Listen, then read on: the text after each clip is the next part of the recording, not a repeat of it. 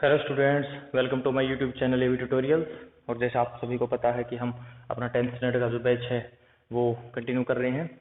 तो उसके अंदर शायद मैंने लास्ट लेक्चर के अंदर आपको बताया था, लास्ट टॉपिक जो मैंने करवाया था वो करवाया था आपको टाइप्स ऑफ रेस्पिरेशन। शायद वो हो नहीं पाया था, तो टाइप्स ऑफ रेस्पिरेशन को ही हम कंटिन्यू करते हैं। तो मैं आपको बता रहा था कि दो तरह की कंडीशन हम मान लेते हैं। एक बार हम रेस्ट में बैठे हुए हैं, आराम से बेड के ऊपर लेटे हुए हैं, जैसे आप हमेशा लेटे रहते हैं, लॉकडाउन में सभी लेटे हुए हैं। और एक टाइम है कि जब आपको शाम को मन करता है कि चलो मैं कुछ करके आऊँ, आपकी जो ब्लड वेसल्स के अंदर जो ब्लड है ना वो कहता है चलो कुछ ना कुछ करें, आप गेम करते हो, एक्सरसाइज करते हो। तो दो तरह की सिचुएशन है। एक सिचुएशन के अंदर आप क्या कर रहे हो, आराम से लेटे हो, मस्त घोड़े बेच के सो रहे हो। और दूसरी सिचुएशन में आप क्या कर रहे हो, एक्सरसाइज कर रहे हो। तब एक्सरसाइज के टाइम पे आपको एनर्जी की जरूरत होती है ज्यादा, और रेस्ट करते वक्त आपको एनर्जी की जरूरत होती है कम। इट मीन्स दो तरह की सिचुएशन है, जब एनर्जी ज्यादा चाहिए, जब एनर्जी कम चाहिए। अब दोनों ही सिचुएशन में जो एनर्जी का कंसेप्ट है वो रेस्पिरेशन हम पढ़ चुके, हमारे को पता लगता है कि उसके लिए डायरेक्टली रिलेशन है ऑक्सीजन के साथ। तो मीन्स ज्यादा एनर्जी जब लेनी है तो ऑक्सीजन ज्यादा चाहिए, कम एनर्जी जब लेनी है तो ऑक्सीजन कम चाहिए। तो अब ये ऑक्सीजन कम ज्यादा कैसे हो, तो इसी को देखते हुए, इन्हीं कंडीशन को माइंड में रखते हुए हमारी बॉडी के अंदर दो तरह की रेस्पिरेशन होती है। तो एक होती है एरोबिक, एक होती है एनएरोबिक। एक वो कंडीशन है जब ऑक्सीजन पूरी अच्छी खासी अमाउंट में है, हमारे को जितनी चाहिए उतनी ऑक्सीजन है, तो एरोबिक रेस्पिरेशन हो जाती है। एक ऐसी सिचुएशन है भागते वक्त कि जितनी ऑक्सीजन चाहिए उतनी ऑक्सीजन नहीं है, हमारी बॉडी उतनी ऑक्सीजन सप्लाई नहीं कर पाती है, तो उस टाइम पे भी रेस्पिरेशन होती है, वो बिना ऑक्सीजन के होगी। तो इस तरह से हम दो टाइप्स ऑफ रेस्पिरेशन। अब देखिए यहाँ से एक इंपॉर्टेंट चीज मैं आपको बताऊंगा, आपके एग्जाम में ये डायरेक्टली ना देके कि टाइप्स ऑफ रेस्पिरेशन को बताएं, आपको वो बोलेगा कि इन विच वेज, कितने तरीके से respiration can take place, decomposition of glucose can take place, oxidation of glucose can take place, कि ग्लूकोज कितने तरीके से बॉडी के अंदर टूट सकता है। अब देखिए ग्लूकोज टूटने का मतलब क्या है, रेस्पिरेशन। आप पढ़ चुके हैं ग्लूकोज टूटने का मतलब क्या है, रेस्पिरेशन। तो चाहे वो पूछे ग्लूकोज के ऑक्सीडेशन के तरीके, चाहे वो पूछे ग्लूकोज के टूटने के तरीके, चाहे पूछे रेस्पिरेशन की टाइप्स, तो आपको आंसर देना है एरोबिक एंड एनाएरोबिक। तो देखिए दो तरह की रेस्पिरेशन होती है, एक होती है एरोबिक, मैं यहां लिख देता हूं,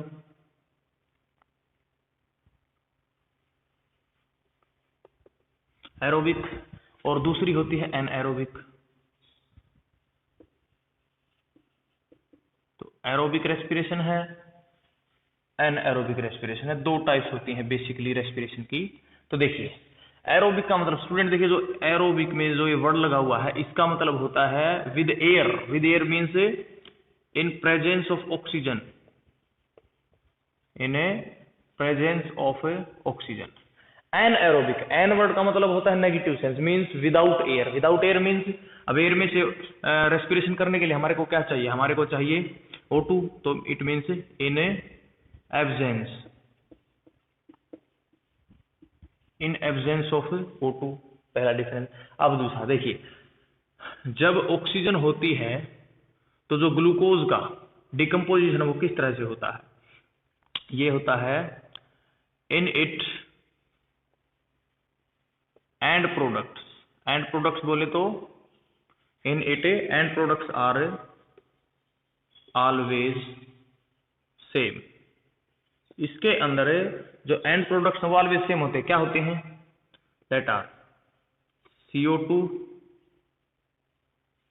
वाटर एंड एनर्जी। अब एंड प्रोडक्ट में एनर्जी को चाहे आप ना भी लिखें क्योंकि एनर्जी को प्रोडक्ट नहीं होता है, तो CO2 एंड वाटर। अब अगर हम इसकी अगर हम बात करें केमिकल रिएक्शन, एक पॉइंट हम ये भी बना सकते हैं केमिकल रिएक्शन। तो केमिकल रिएक्शन में हम क्या लिखेंगे, ग्लूकोज जो होता है अपना C6H12O6, उसकी रिएक्शन होगी किसके साथ, ऑक्सीजन के साथ, तो वो टूट जाएगा CO2 plus water plus energy. Energy 38 ATP मैंने बता दिया था। एनर्जी करेंसी, एनर्जी किस फॉर्म में खर्च होती है हमारी बॉडी में, तो एटीपी की फॉर्म में। कितने एटीपी, 38 एटीपी, तो ये आप याद रखोगे। तो ये होता है अपना एंड प्रोडक्ट, CO2 वाटर, होती है केमिकल रिएक्शन। अब इसका अपोजिट हम यहां देखें तो इसमें क्या होता है, इसके अंदर in it end products depends upon type of cell. बोला इसके अंदर एंड प्रोडक्ट क्या बनेंगे वो डिपेंड करते हैं कि कौन सी सेल के अंदर रेस्पिरेशन हो रही है। मैंने कल बताया था कि रेस्पिरेशन कैसा सेलुलर सेल के अंदर होता है, इसीलिए सेलुलर रेस्पिरेशन बोलते हैं इसको।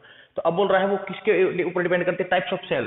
तो ये किस तरह से देखिए, अगर सेल है पहली in plant cell, in a plant cell, या फिर आप फंगस सेल कह सकते हो। अगर फंगी की बॉडी में हो रहा है, प्लांट की बॉडी में हो रहा है, तो रिएक्शन होती है कुछ इस तरह से, इन प्लांट सेल और फंगस सेल। तो जो एंड प्रोडक्ट होते हैं वो होते हैं इथेनॉल, इथेनॉल, इथेनॉल और साथ में CO2, इथेनॉल और साथ में CO2। अब अगर वही चीज हो रही है एनिमल की बॉडी में, देखिए बहुत ही इंपॉर्टेंट पॉइंट है ये, एनिमल की सेल में, तो लैक्टिक एसिड, एनिमल सेल है तो लैक्टिक एसिड, साथ में एनर्जी, साथ में एनर्जी। तो देखिए दो तरह से, in plant cell and fungus cell, तो ethanol CO2, in animal cell lactic acid, plant cell के अंदर इथेनॉल और CO2। तो एंड प्रोडक्ट डिपेंड करते हैं किस सेल के अंदर रेस्पिरेशन हुई है, प्लांट सेल के अंदर या फिर फंगस सेल के अंदर हुआ तो बनेगा इथेनॉल और CO2। अगर एनिमल सेल में हुआ है तो सिर्फ बनेगा लैक्टिक एसिड। अभी बिल्कुल फाइनल प्रोडक्ट नहीं है वो, तो आगे बनना तो वही है CO2 प्लस वाटर, बट तरीका थोड़ा सा अलग है। तो अब देखिए, अब इसमें केमिकल रिएक्शन अगर हम लिखें, केमिकल रिएक्शन तो दो तरीके से लिखनी पड़ेगी, इन प्लांट सेल या फिर फंगस सेल, या फिर फंगस सेल। तो इसके अंदर होगा ग्लूकोज C6H12O6 बिना ऑक्सीजन के, देखिए मैं क्रॉस मार्क कर रहा हूं, बिना ऑक्सीजन के टूटता है किसमें, इथेनॉल, C2H5OH, C2H5OH। और प्लांट सेल है तो साथ में क्या आएगी, CO2, साथ में एनर्जी भी 2 ATP, थोड़ी सी एनर्जी 2 ATP। उसके बाद अगर यही रिएक्शन होती है सेम टू सेम होती है एनिमल सेल में, एनिमल सेल में, तो एनिमल सेल के अंदर क्या होगा, एनिमल सेल में जो ग्लूकोज है C6H12O6 टूटेगा बिना ऑक्सीजन के किसके अंदर, लैक्टिक एसिड में, साथ में 2 ATP, साथ में 2 ATP। देखिए तो दो तरीके से रिएक्शन होती है, प्लांट सेल फंगस सेल में अलग, एनिमल सेल में अलग। प्लांट सेल में बनता है इथेनॉल, एनिमल सेल में बनता है लैक्टिक एसिड। तो इस तरह से दो तरह की केमिकल रिएक्शन। अब हम एक पॉइंट इसमें ये भी लिख सकते हैं कि देखिए यहाँ पे जो एनर्जी है वो बनी है 38 ATP, ज्यादा एनर्जी, यहाँ पे बनी है 2 ATP। तो हम यहाँ पे ये पॉइंट भी बना सकते हैं, in it less energy, in it less energy, in it less energy, sorry more, in it more energy is produced. और कितनी एनर्जी, 38 ATP। और इसके अंदर हम यही पॉइंट क्या लिखेंगे, in it less energy, in it less energy that is 2 ATP, that is 2 ATP। तो इसके अंदर ज्यादा एनर्जी बनती है, इसके अंदर कम एनर्जी बनती है, तो ये डिफरेंस भी होगा। अब इसके अलावा यहाँ पे एक डिफरेंस और है जो आप ध्यान दीजिएगा, ये जो एरोबिक रेस्पिरेशन है ये कंप्लीट होता है, इट टेक प्लेस, या इट टेक प्लेस की बजाय हम इसको लिख सकते हैं it involves, it involves cytoplasm and mitochondria.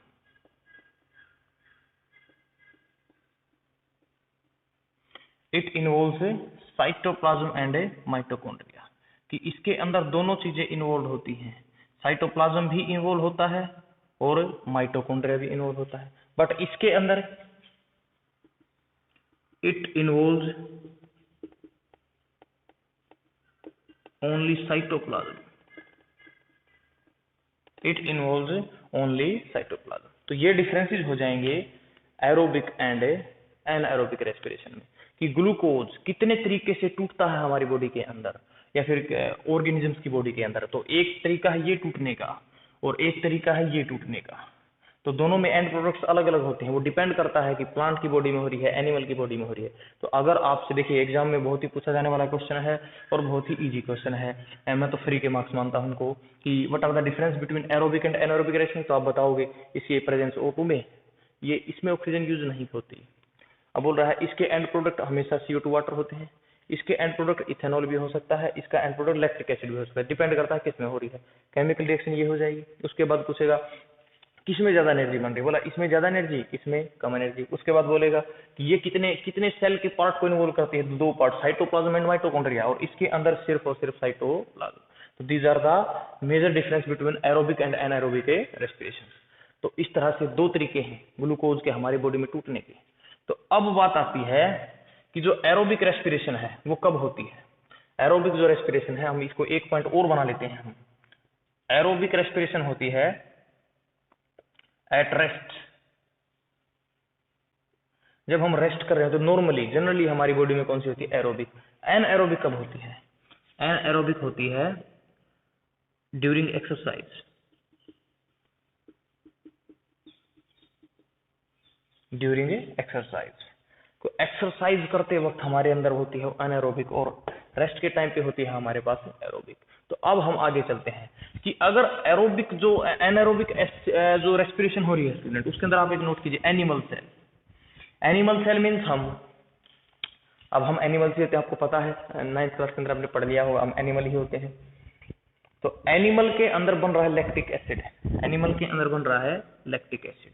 जो एसिड होता है वो किसी भी चीज को बर्न करता है, जो तेजाब होते हैं, एसिड होते हैं, वो किसी भी चीज को बर्न करते हैं, मतलब बर्निंग सेंसेशन, जलने की फीलिंग देते हैं। तो हमारी बॉडी में तो लैक्टिक एसिड बन रहा है, तो हम तो नहीं जल रहे। अब आप कहिए हम तो नहीं जल रहे। तो अब देखिए हम इसके ऊपर भी एक बात करते हैं, बड़ी ही अच्छी वो क्वेश्चन आपसे पूछ लिया जाता है एग्जाम्स में।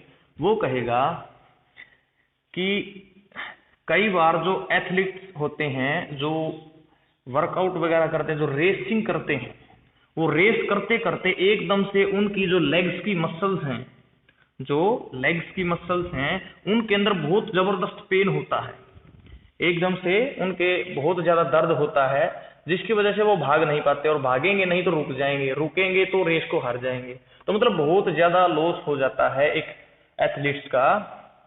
कब, मतलब कब, मतलब जब वो रेस कर रहा है, जब वो रेस कर रहा है। अब रेस कर रहा है कब, तो यहां से एक क्वेश्चन पूछता है कि why cramps are occurred in athletes body. जो एथलीट की बॉडी है, जो रेसर की बॉडी है, उसकी लेग्स के अंदर जो मसल्स हैं उनके अंदर क्रैम्प आते हैं। अब ये क्रैम्प क्या अभी पढ़ेंगे, मतलब वो क्यों होते हैं। तो देखिए इसका मैं बताता हूं। जब एथलीट भाग रहे हैं तो उन एथलीट्स को भागने के लिए चाहिए एनर्जी। एनर्जी मिलती है ऑक्सीजन से, मतलब ज्यादा एनर्जी चाहिए तो ज्यादा ऑक्सीजन चाहिए। अब ज्यादा ऑक्सीजन कैसे दे हमारी बॉडी, अब बॉडी तो वही है, लंग्स भी वही है, हमारे जो रेस्पिरेटरी सिस्टम है वो सारा का वही है। अब उस सिचुएशन में ज्यादा एनर्जी कैसे दे, अब और ज्यादा एनर्जी तो दे ही नहीं पाती। इट मीन्स उस टाइम पे हमारी मसल्स की जो सेल्स हैं उनको ऑक्सीजन नहीं मिलती। ऑक्सीजन नहीं मिलेगी तो कौन सी रेस्पिरेशन होगी, anaerobic.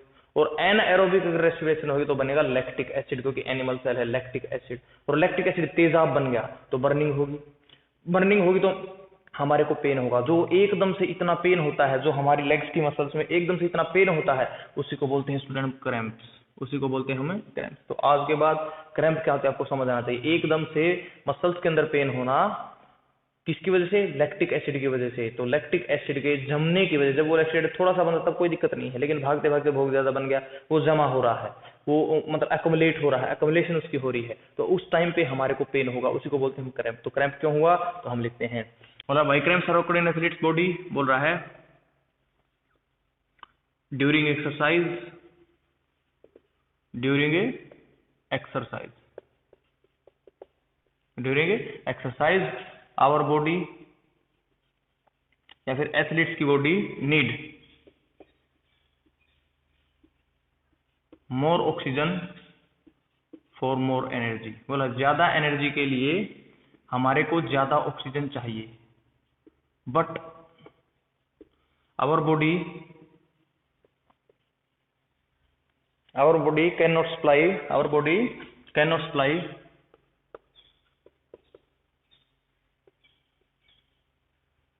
such amount of energy, बोल रहा एनर्जी की इतनी अमाउंट हमारी बॉडी सप्लाई नहीं कर पाती। therefore anaerobic respiration take place। anaerobic respiration take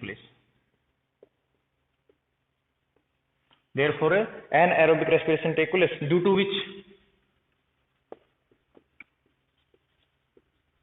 which lactic acid formed, and due to its accumulation, it means lactic acid, due to its accumulation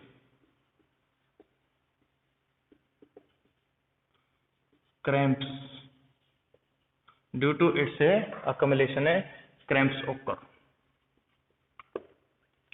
तो बोल रहा है जब हमारी बॉडी के अंदर ज्यादा एनर्जी की जरूरत होती है एक्सरसाइज के टाइम पे, हमारी बॉडी इतनी ज्यादा एनर्जी नहीं ले पाती। क्यों? ऑक्सीजन नहीं मिलती। ऑक्सीजन नहीं मिलेगी तो एनाएरोबिक रेस्पिरेशन तो लैक्टिक एसिड तो वो अक्युमुलेट जमा होगा, अक्युमुलेशन होगी, और अक्युमुलेशन होगी तो दर्द होगा, और दर्द को कहते हैं क्रैम्प। तो आज आपको बात बता दोगे क्रैम्प। आप बोल रहा है उसकी बॉडी में, एथलीट की बॉडी में क्रैम्प तो हो गए, अब क्या उस एथलीट को ऐसे ही छोड़ दिया जाता है कि जा भाई तेरी बॉडी में दर्द हो रहा तो मजा ले दर्द का, है ना? ऐसा दर्द में मजा नहीं आता, बिल्कुल भी मजा नहीं आता। तो आपको भी क्रैम्प का पता है कि जब टीचर आपकी क्लास में पिटाई करता है ना तो आपको भी क्रैम्प आता है ना, कहाँ कहाँ आता आपको पता है। तो अब उसको ऐसे दर्द में नहीं छोड़ा जा सकता, कुछ ना कुछ तो इलाज करना पड़ेगा। तब वो क्या करता है? अब वो क्या करता है, वो एथलीट अपनी बॉडी को या तो मसाज करवाता है, मालिश करवाता है उसकी, या फिर वो हॉट वाटर से, गर्म पानी से बात कर लेता है, हॉट वाटर बात कर लेता है, उससे क्रैम्प ठीक हो जाता है। बोल रहा ऐसा क्यों? तो क्वेश्चन पूछ लिया जाता है, ये भी इंपॉर्टेंट क्वेश्चन था। नेक्स्ट क्वेश्चन ये भी इंपॉर्टेंट है, आपके एग्जाम में काफी बार पूछा गया है कि भाई मसाज या फिर मैसेज जो भी आपको पढ़ना है, मसाज और हॉट वाटर बाथ, भाई मसाज और हॉट वाटर बाथ रिलीफ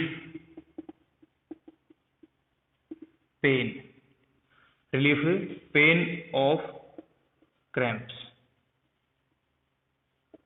बोल रहा जो क्रैम्प से दर्द हुआ है उसको, उससे रिलीफ दिलाते हैं, ठीक है ना? गिव रिलीफ कह लो, यहाँ पे गिव लगा लो, गिव रिलीफ फ्रॉम पेन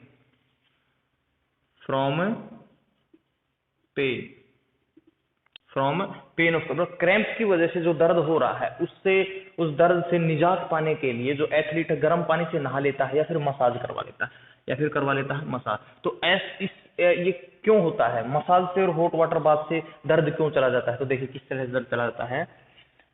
क्या देखिए, क्रैम्प जो हुआ है वो किसकी वजह से हुआ? लैक्टिक एसिड की वजह से। अगर लैक्टिक एसिड नहीं बनता तो क्रैम्प भी नहीं होता। अब लैक्टिक एसिड क्यों बना था? लैक्टिक एसिड बना था किसकी वजह से स्टूडेंट? लैक्टिक एसिड बना था एनएरोबिक रेस्पिरेशन की वजह से। एनएरोबिक रेस्पिरेशन क्यों हुई थी? ऑक्सीजन की कमी की वजह से। और ऑक्सीजन की जो कमी है वो अगर पूरी हो जाए तो एनाएरोबिक रेस्पिरेशन नहीं होगी, और एनाएरोबिक रेस्पिरेशन नहीं होगी तो क्रैम्प नहीं होंगे। इट मींस अगर हम जैसे तैसे करके ऑक्सीजन की सप्लाई को बढ़ा दें तो एनाएरोबिक रेस्पिरेशन नहीं होगी, क्योंकि ऑक्सीजन मिल जाएगी, फिर एरोबिक होगी तो लैक्टिक एसिड नहीं बनेगा, लैक्टिक एसिड नहीं बनेगा तो क्रैम्प हो जाएगा। ठीक, तो हम क्या करते हैं, जो हॉट वाटर बाथ है, जो मसाज या फिर हॉट वाटर है, तो मैं बाई दीज लिख रहा हूं, दीज का मतलब ये दोनों, हॉट वाटर बाथ या फिर massage. By these our blood get energy. Hot water के अंदर भी एनर्जी होती है, heat energy. our blood get energy, और एनर्जी भी कौन सी? Kinetic energy. एनर्जी भी कौन सी? काइनेटिक। और 9th के अंदर आप पढ़, काइनेटिक एनर्जी से क्या बढ़ जाती है? मोशन। अब इस एनर्जी की वजह से मसाज कर गर्म पानी को हमारा ब्लड तेज दौड़ेगा, हमारा ब्लड बिल्कुल स्पीड से जाएगा। अब स्पीड से जाएगा तो ज्यादा से ज्यादा ऑक्सीजन सप्लाई कर पाएगा, ऑक्सीजन बढ़ जाएगी। तो by these our blood get energy, our blood get energy. कौन सी energy? Kinetic energy.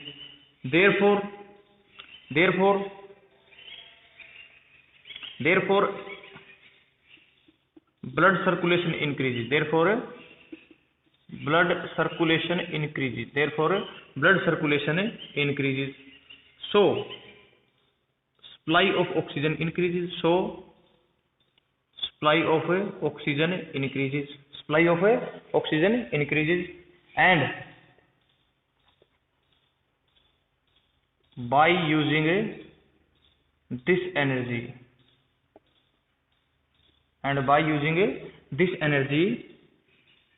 lactic acid,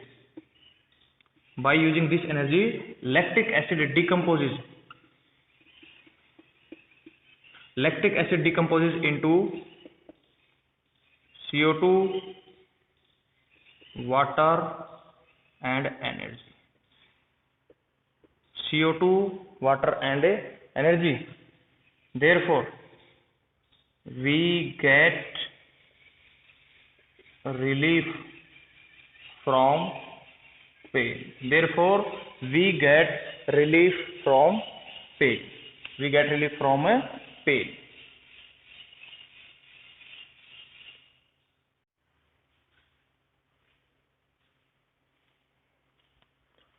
तो चलिए, हमने ये क्वेश्चन को देख लिया कि किस तरह से हम ठीक हो जाते हैं, हमारे को दर्द से निजात मिलती है कि जो अपना लैक्टिक एसिड है वो उस ऑक्सीजन को यूज करके CO2 और वाटर में टूट जाता है, साथ में देता है एनर्जी। तो लैक्टिक एसिड नहीं रहा तो दर्द भी नहीं रहेगा, और आगे जो एनएरोबिक रेस्पिरेशन हो रही थी वो भी नहीं होगी, तो दोनों के दोनों दिखते हैं खत्म। तो इस वजह से जो एथलीट्स को दर्द होता है, पेन होता है, और फिर उस दर्द से, उस पेन से उनको निजात कैसे मिलती है, रिलीफ कैसे मिलती है, तो वो भी हमने सीखा। तो अब हम पढ़ते हैं एक और बोर्ड एग्जाम्स के लिए इंपॉर्टेंट क्वेश्चन कि जो हमने अभी पढ़ा कि दर्द को ठीक करने के लिए, ऑक्सीजन की सप्लाई करने के लिए हमने ब्लड की सर्कुलेशन को बढ़ाया, अब ब्लड की सर्कुलेशन क्यों बढ़ाई? क्योंकि इसको जान लीजिए, हमारी बॉडी के अंदर, लिख लीजिएगा इस पॉइंट को, oxygen is supplied by haemoglobin,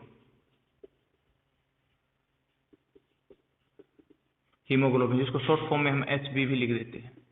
हमारी बॉडी के अंदर जो ऑक्सीजन को ट्रांसपोर्ट करता है, एक प्लेस से दूसरे प्लेस पे लेके जाता है, वो कौन लेके जाता है? हीमोग्लोबिन। किसके अंदर होता है? हीमोग्लोबिन। हीमोग्लोबिन होता क्या है? आयरन कंटेनिंग प्रोटीन, हीमोग्लोबिन क्या है? एक प्रोटीन है जिसके अंदर क्या होता है? आयरन, Fe के आयंस होते हैं, एटम्स होते हैं। तो एक प्रोटीन है जिसके अंदर आयरन होता है, उस प्रोटीन का ही नाम हमने रख रखा है हीमोग्लोबिन। अब ये कहाँ होता है? Present on RBC, red blood cell. हमारे ब्लड के अंदर एक सेल्स होती हैं जिनका कलर रेड होता है, किसकी वजह से होता है? हीमोग्लोबिन। 7th क्लास के अंदर आप पढ़ के आए हो, प्रेजेंट ऑन आरबीसी। उसके बाद कितना होता है मेल के अंदर? मेल के अंदर होता है ये लगभग 14 ग्राम, और फीमेल के अंदर ये होना चाहिए 12 ग्राम। और अगर इसकी पूछ ले हमारे से रेंज, और रेंज अगर कोई पूछे कि कितने से कितना होना चाहिए, तो आप बता सकते हो 12 to 16 ग्राम, 12 to 16 ग्राम। तो जो रेंज है वो हो जाएगी 12 से 16 ग्राम मिल जाता है। जनरली मेल के अंदर कितना होना चाहिए? 14 ग्राम, फीमेल के अंदर कितना होना चाहिए? 12 ग्राम। तो हमारी बॉडी में ऑक्सीजन को सप्लाई करता है हीमोग्लोबिन। हीमोग्लोबिन किस में होता है? आरबीसी में। आरबीसी किस में होती है? ब्लड में। इसीलिए हमने ब्लड की सप्लाई को बढ़ाया था, जिससे ऑक्सीजन की सप्लाई बढ़ी। तो अब एक क्वेश्चन ये पूछते हैं कि वाई CO मीन से carbon monoxide, why CO carbon monoxide is very harmful for inhalation.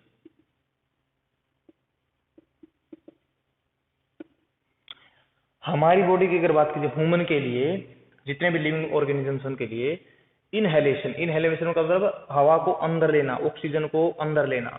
अब जितना ऑक्सीजन को जब हम अंदर लेंगे तो उस टाइम पे अगर ऑक्सीजन के साथ अगर हवा के साथ कौन सी गैस आ जाए, कार्बन मोनोऑक्साइड, कार्बन मोनोऑक्साइड, तो वो बहुत ही हार्मफुल होती है, बहुत ही जहरीली जो गैस होती है वो होती है हमारे लिए कार्बन मोनोऑक्साइड। अब बोल रहा हूँ क्यों होती है, अगर हमारे रूम के अंदर जहाँ पे हम सो रहे हैं या रेस्ट बैठे हैं वहां पे कोई कार्बन मोनोऑक्साइड दे दे तो थोड़ी सी देर के अंदर ही हमारी डेथ हो जाएगी। अब ऐसा क्यों, तो देखिए जो कार्बन मोनोऑक्साइड है ऐसा इसलिए होता है because carbon monoxide has a greater tendency या फिर greater affinity SU has a greater affinity for hemoglobin than oxygen. So when we inhale CO, then it binds with hemoglobin,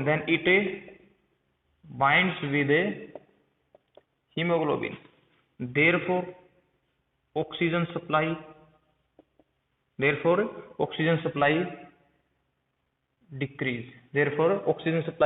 decreases and we feel suffocation, और हमारे को घुटन महसूस होती है, suffocation. तो देखिए क्या होता है, जब हमारे रूम के अंदर ऑक्सीजन के साथ कार्बन मोनोऑक्साइड प्रेजेंट होगी तो इन दोनों का कंपटीशन होगा। क्या कंपटीशन होगा, एक तरफ है हीमोग्लोबिन के एक तरफ है कार्बन मोनोऑक्साइड, एक तरफ है ऑक्सीजन। अब बोलो जो कार्बन मोनोऑक्साइड है और ऑक्सीजन है, दोनों की दोनों हीमोग्लोबिन के साथ जुड़ना चाहती है, लेकिन जुड़ने की जो ज्यादा कैपेसिटी वो किसके पास है, कार्बन मोनोऑक्साइड। किसके कंपैरिजन में, ऑक्सीजन के। तो ये जल्दी से जुड़ जाएगी, तो ऑक्सीजन हीमोग्लोबिन के साथ जुड़े नहीं पाएगी। इसलिए अब हीमोग्लोबिन किसको ट्रांसपोर्ट करेगा, ऑक्सीजन को या कार्बन मोनोऑक्साइड को, कार्बन मोनोऑक्साइड को। और कार्बन मोनोऑक्साइड को ट्रांसपोर्ट करेगा तो हमारे को ऑक्सीजन नहीं मिलेगी।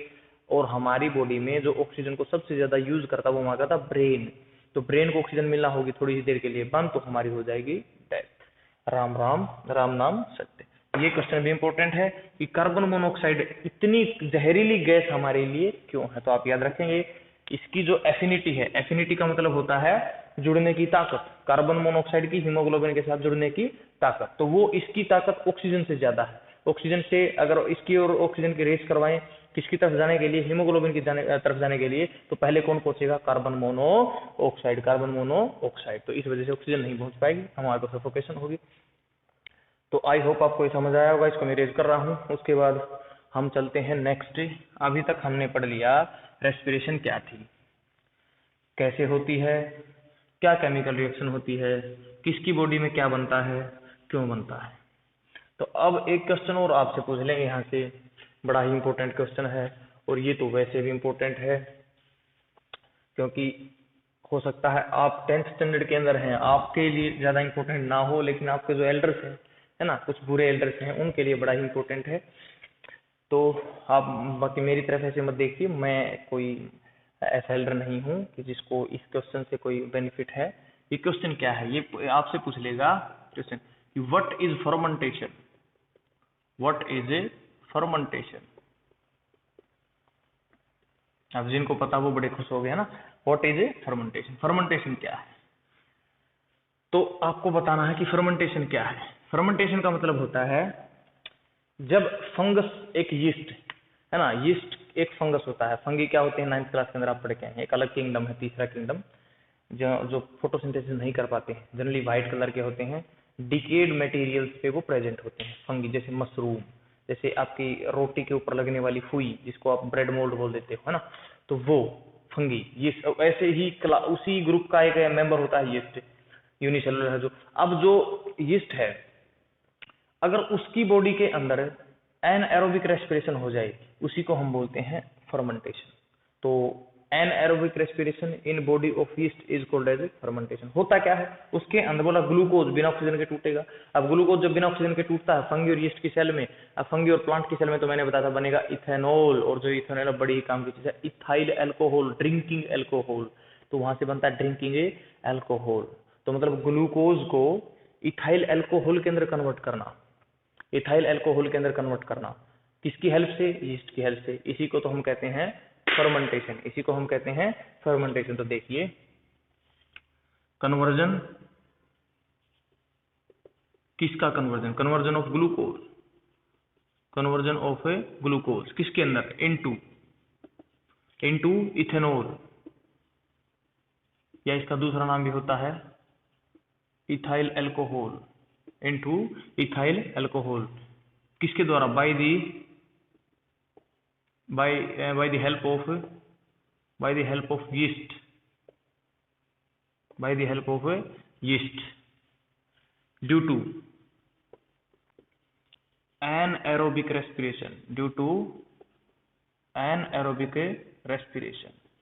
मतलब एनएरोबिक रेस्पिरेशन की वजह से ग्लूकोज का इथेनॉल, इथाइल एल्कोहल में बदल जाना यीस्ट के द्वारा, उसी को कहते हैं फर्मेंटेशन। इसको इस तरह से रिप्रेजेंट कर सकते हैं हमें, ग्लूकोज